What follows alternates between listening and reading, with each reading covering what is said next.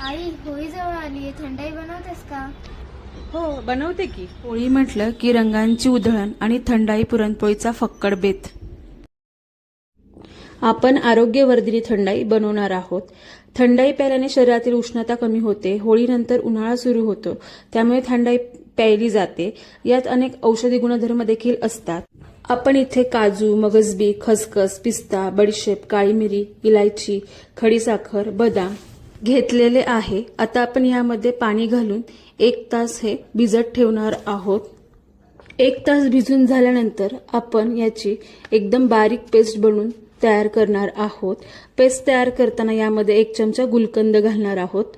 आपल्या तयार थंडाईची पेस्ट, बर्फ आणि गार दूध आपण एका ग्लासमध्ये घालून घेणार आहोत.